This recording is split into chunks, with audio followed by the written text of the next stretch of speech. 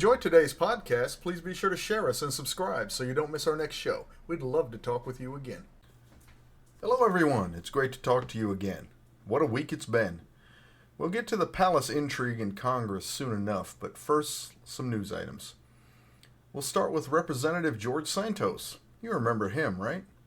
Well, his former campaign treasurer, Nancy Marks, just pled guilty to federal criminal conspiracy charges pertaining to the New York Republicans' 2022 election campaign. The Justice Department's press release said she and Santos submitted, quote, material false reports to the FEC. The falsified reports provided to the Federal Election Commission allowed Santos's campaign to qualify for a national party committee program where financial and logistical support would be provided by the Republican Party. Marks could be sentenced to up to 5 years in prison on these charges. Santos's office declined to comment. Santos is currently under indictment on 13 federal charges, including several counts of wire fraud, 3 counts of money laundering, 1 count of theft of public funds, and 2 counts of making materially false statements to the House of Representatives. Despite the weight of evidence against him and the disgust of his fellow members, he is still a sitting House member. He was on hand Tuesday during the historic motion to vacate vote. I'll provide updates as they come out. On to our next item. Not to be outdone by their neighbors on the other end of the Capitol Hill, the Senate has their own most interesting man in their chamber. Robert Menendez also finds himself under indictment, the second set of corruption charges leveled at the senator in just 10 years. He's not alone, though. His wife and 3 New Jersey businessmen are also named in the recent indictment. Menendez is accused of trying to influence the presidential appointment of a federal prosecutor for New Jersey to benefit one of his business associates.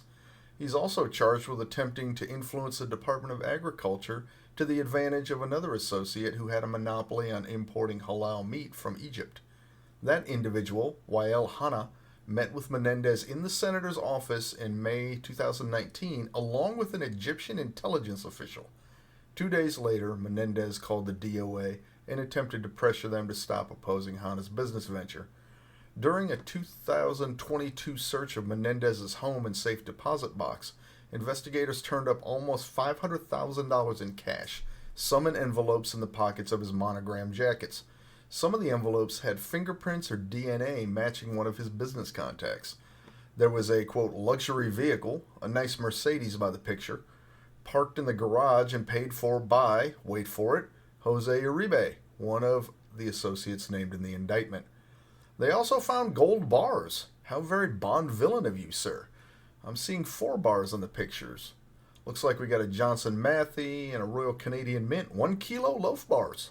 Friday price on AppMex is about $60,000 a piece for those bad boys. You've been a very busy boy, haven't you? I hope you have the assay cards, Bob. Don't be a gold bug noob. Invest in gold, boys and girls, but avoid the influence peddling, okay? Democratic senators are calling for Menendez to resign, but he has thus far refused. Several candidates are lining up to challenge him in next year's election, and he is already trailing leading rival Andy Kim by a 6-to-1 ratio. I'll definitely be following this story with great interest. The second Republican primary debate was last week, and there has been adequate time for voters to digest the event, so a quick check on current polls is in order. In a USA Today, Boston Globe's Suffolk University survey of 500 likely voters in New Hampshire, Nikki Haley has taken the number 2 spot from Ron DeSantis, scoring 19% to his 10%. They are both still way behind Donald Trump, who scored 49% in the polling. Independents can vote in primaries in New Hampshire and were 40% of the survey, with 60% Republican. Chris Christie trailed in 4th with 6%. Vivek Ramaswamy and Tim Scott were next at 4%. Mike Pence and Doug Burgum shared 1% performances at the bottom of the list. The 2 biggest issues on the minds of the people polled was immigration and border security, followed close by the economy and jobs. A Winthrop University poll of over 1,500 registered voters in South Carolina backs these rankings up. In that survey, Haley ranks second at 16.6% of Republicans and 18.5% of Republican-leaning independents. DeSantis was third with 12.1% with either group, and Trump was number 1 at 50/47.5 respectively. When independents and Democrats were brought into the calculation, however, Haley beat Trump with 60% favorability to Trump's 45. The third Republican primary debate will take place in Miami on November 8th, with the venue and start time not yet announced. Candidate Vivek Ramaswamy's campaign has asked the Republican Party to change the qualifying criteria for the last debate, calling for only the top 4 polling candidates besides Trump to be on the stage.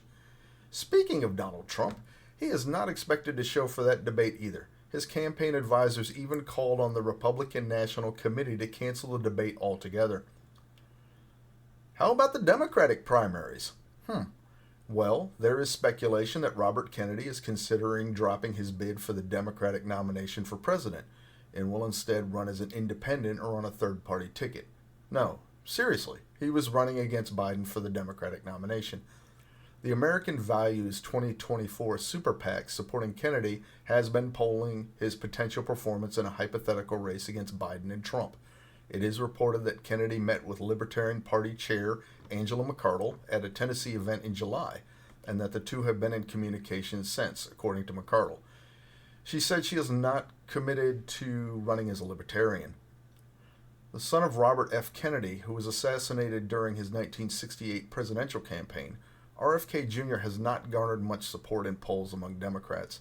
In a recent CNN University of New Hampshire poll, Kennedy earned only 9% support to Biden's 78%. Kennedy founded the Children's Health Defense, an anti-vaccine nonprofit.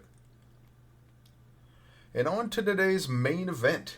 It's been a wild week in Congress. Fresh off the game of chicken they played with the budget deadline, pulling out a continuing resolution to extend funding for a short period of time, mere hours before the end of the fiscal year, the House decided it was really a great time to seek new leadership. Making good on his repeated threats to attempt to vacate the speakership, Matt Gaetz made the motion Tuesday, and Kevin McCarthy was removed as Speaker of the House, with the motion to vacate passing 216 to 210. There was speculation that Democrats might support McCarthy by voting present instead of against him, but McCarthy offered them no concessions. There was also reasonable belief that McCarthy's Sunday interview with CBS, where he blamed the Democrats for the near failure of the continuing resolution, dashed any hope of securing help from across the aisle. It's a hard story to sell when 90 Republicans voted against that resolution, and the very act of passing it is what led to the rebellion that toppled him. When the interview was showed to Democratic members Tuesday, they were less than pleased about it. Democratic Representative Matt Cartwright, one of the moderates McCarthy might have been able to woo, said, "After I saw Kevin McCarthy's interview with Margaret Brennan, all magnanimity left my body." House Minority Leader Hakeem Jeffries said it was up to the Republicans to, quote, break with extremists. The Democrats made their voice heard, with 208 of them voting against the Speaker. They were joined by 8 Republicans. They were Andy Biggs of Arizona, Ken Buck of Colorado, Tim Burkett of Tennessee, Eli Crane of Arizona, Matt Gaetz of Florida, Bob Good of Virginia, Nancy Mace of South Carolina, and Matt Rosendale of Montana. It's nice to see Matt Gaetz can work in a bipartisan fashion after all. This gives Kevin McCarthy the dubious honor of being the first Speaker in history to be removed by a vote of no confidence. With the speakership now vacated, Republican Patrick McHenry of North Carolina, chairman of the Financial Services Committee, was named as the Speaker pro tem. In the aftermath of these events, there was a growing chorus of Republicans furious about the mechanism that brought McCarthy down, the motion to vacate, something he agreed to back in January as a condition to get votes he needed to become Speaker and the rope that he was just hung with. Representative Carlos Gimenez said he was not going to support anyone for Speaker, quote, until there was a commitment to reform the motion to vacate. Representative Kelly Armstrong said, apparently the motion to vacate is now a toddler security blanket. Well, we're grown up. We need to take it away. Their House Main Street caucus, a group of over 70 conservatives, warned, quote, the ability for one person to vacate the Speaker of the House will keep a chokehold on this body through 2024. There are even calls from down the hall in the Senate, with Minority Leader Mitch McConnell calling on the next Speaker to get rid of the motion to vacate. Applicants for the speakership have already begun. House Freedom Caucus Deputy Chair Jim Jordan has thrown his hat into the ring for Speaker and is already racking up supporters. Majority Leader Steve Scalise has also announced his bid for the speakership. Trump has heard the calls of his supporter in the House and has said he plans to attend the candidate forum on Tuesday and has graciously offered that, quote, if Republicans cannot rally enough support for Jordan or Scalise, he would accept the speakership himself for a short period. Why would Trump say this? What makes him think this is even a possibility? Glad you asked.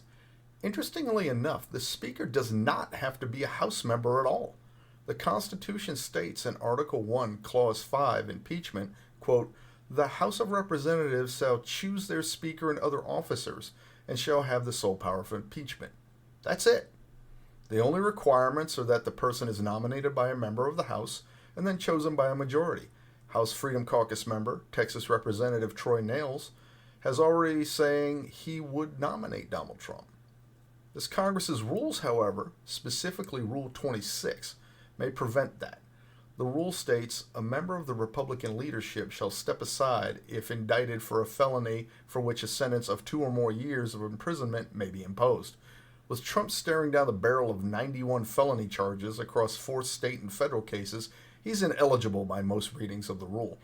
The Republicans could change the rule, but that is unlikely to be attempted or to pass if it was. Until a new Speaker is elected, Acting Speaker of the House Patrick McHenry is wasting no time. Getting immediately to work, and in keeping with the Republican House members' new taste for evicting people, this time it's former Speaker of the House Nancy Pelosi and her deputy Steny Hoyer. They are being kicked out of their current, quote, hideaway Capitol office spaces.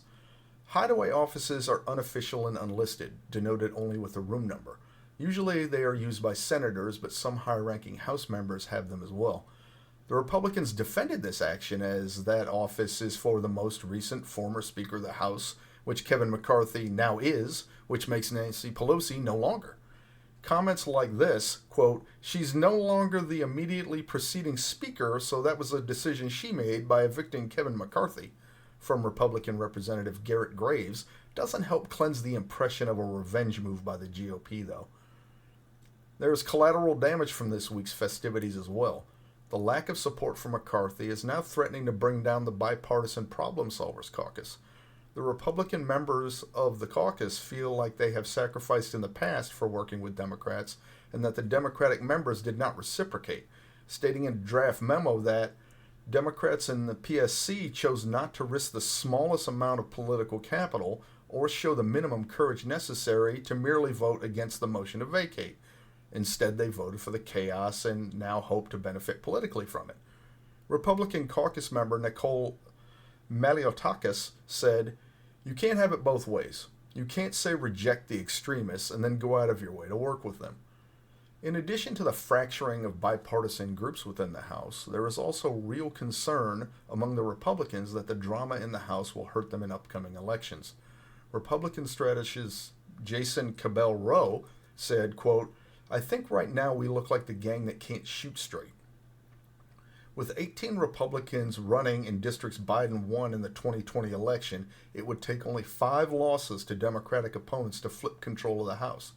Members continue to trade taunts and jabs on social media like X, formerly Twitter, looking like immature children instead of the grown-ups elected to lead the country. It would be fair to worry with optics like they have right now. Meanwhile, while all this is going on, the continuing resolution signed over the weekend counts down to the next deadline of November 17th. Stay tuned for the next episode of As the House Turns. That's it for today. Thank you for listening. If you enjoyed the podcast, please take the time to leave a comment here and on Podchaser. It helps us know how we're doing and what topics you'd like to hear in the future. Have a great day.